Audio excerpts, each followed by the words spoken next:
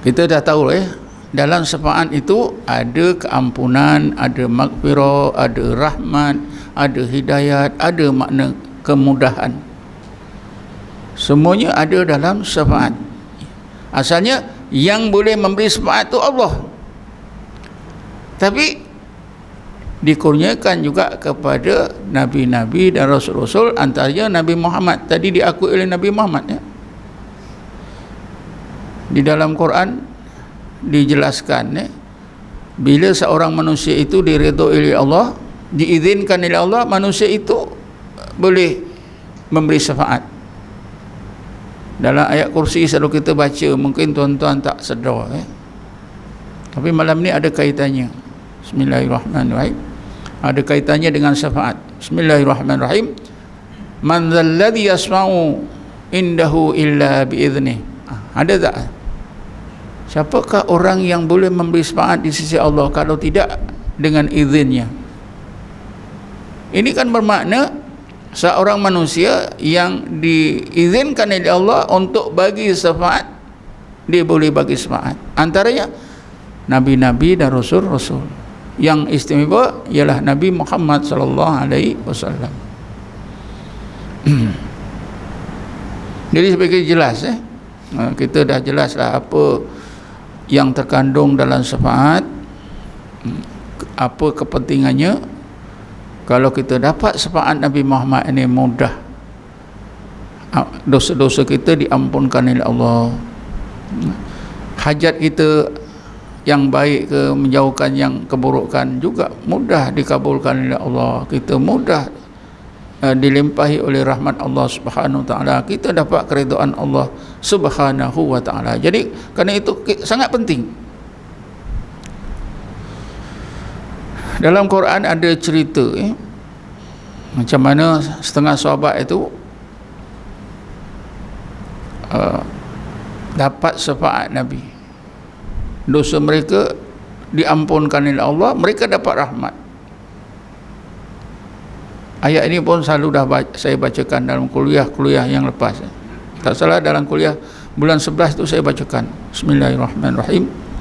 Lau annahum idz zalamu anfusahum ja'uka fastaghfirullaha wastaghfara lahumur rasulu la wajadullaha tawwabar rahima.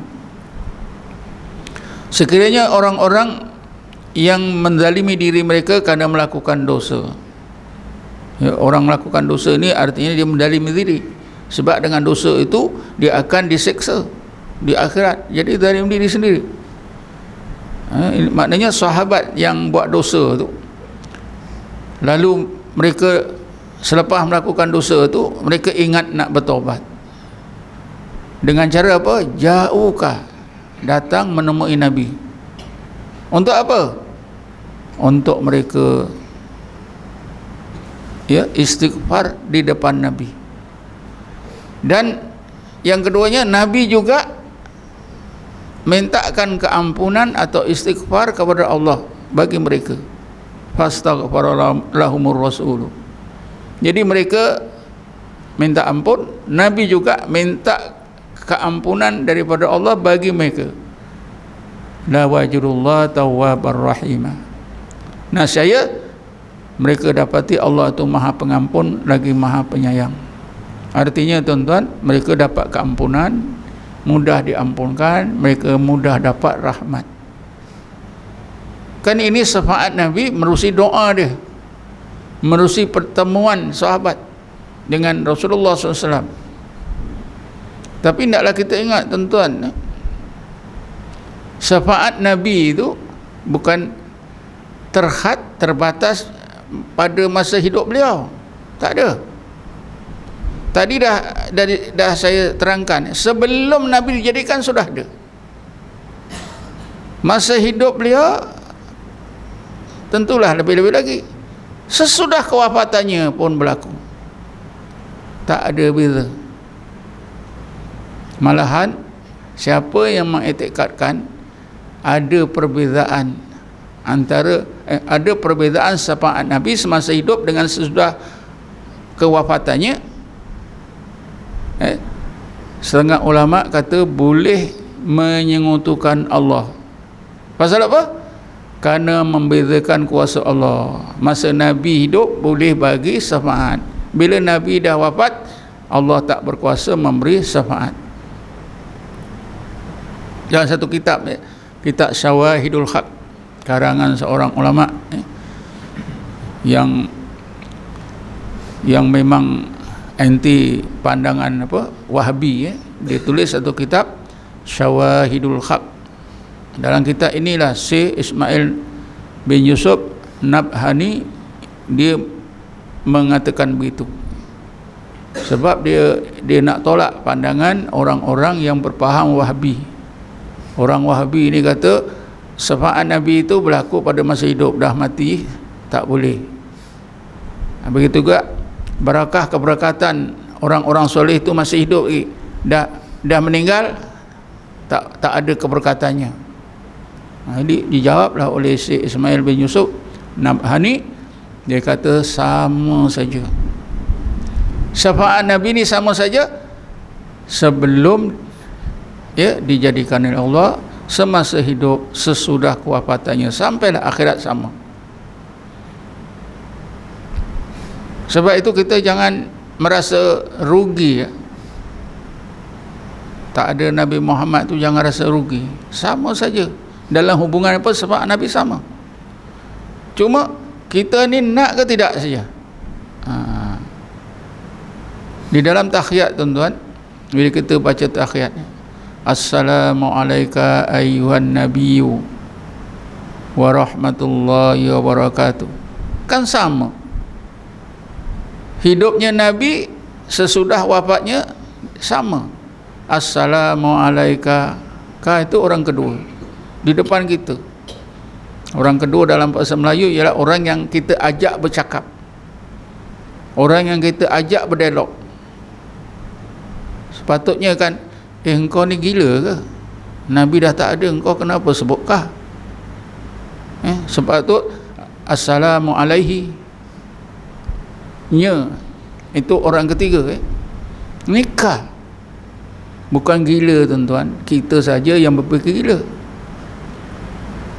Ini perintah daripada Allah, disyariatkan oleh Allah, kita mesti baca Assalamualaikum. Dikuatkan lagi ayyuhan nabiyyu.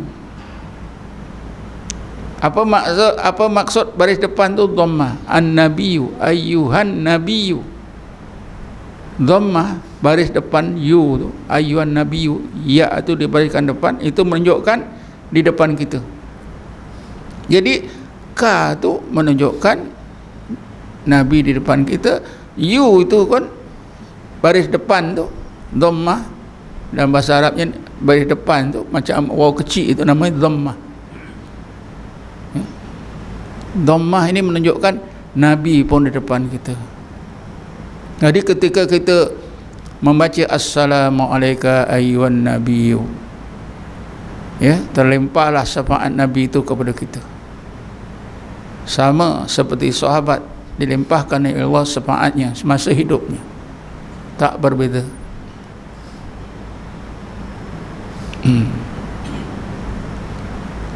Sebab itu kita perlu memahami syafaat ni.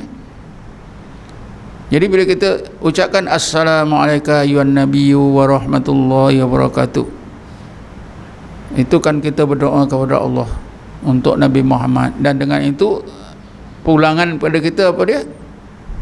Allah berikanlah syafaat Nabi kepada kita. Dengan itu antara syafaatnya, sembahyang kita, doa kita dikabulkan oleh Allah. Tapi kenapa pula tak serta-merta? Itu ikutlah peraturan Allah Subhanahu wa taala. Ikut peraturan Allah Subhanahu wa taala. Jadi kita dapat tahu syafaat Nabi ni sama saja. Tadi saya sebutkan setengah ulama kata syafaat Nabi ni di dunia ni orang kafir pun dapat.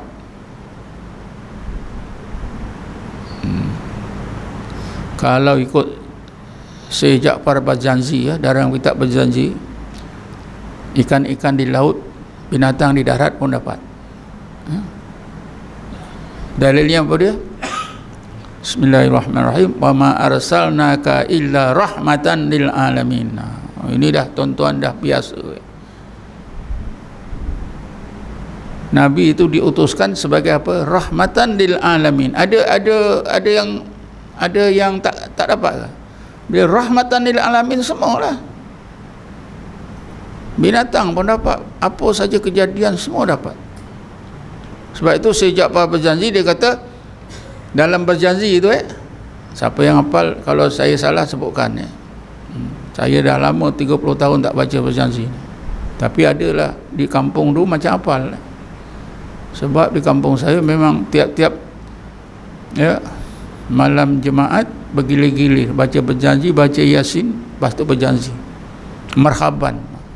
Marhaban tu pun macam-macam lagu saya boleh, tapi sekarang satu hilang, satu pun tak ada. Dalam berjanji itu disebutkan oleh Syekh Jaafar berjanji, wa tabasyarat ukhusul barri wa dawabuhal bahriyah. Apa maksudnya? Suka gembira binatang di darat dan ikan-ikan di laut.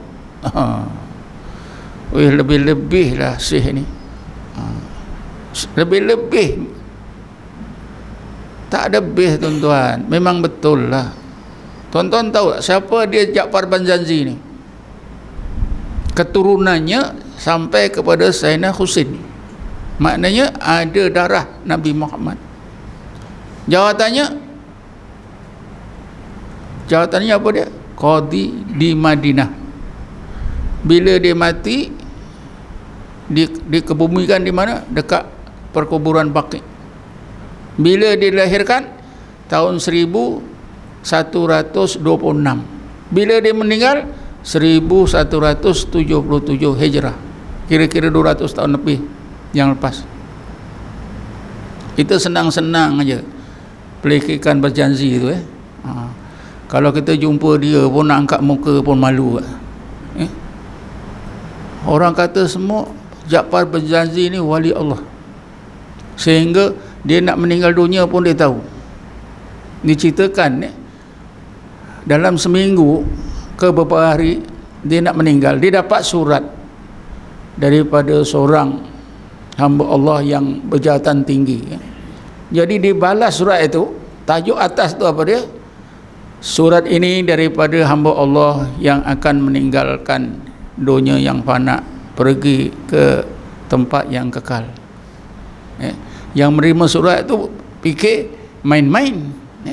Kali betul dalam minggu itu dia meninggal dunia.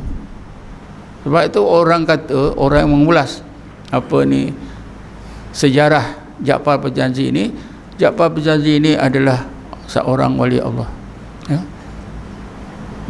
Sebab itu dia mengarang kitab berjanji itu tuan-tuan. Kalau tidak dapat mukasyafah ilmiah, dia boleh karang tak? Kita baca pun heran macam mana dia boleh karang macam itu. Kemudian ada lagunya pula tu. Lagunya macam-macam. Bukan sebarang tu tuan-tuan. Orang kita sekarang ni senang je. Berjanji ni khurafat. Orang kalau ada di masjid ni baca berjanji dia cabut. Kenapa? Tak mau dengar khurafat.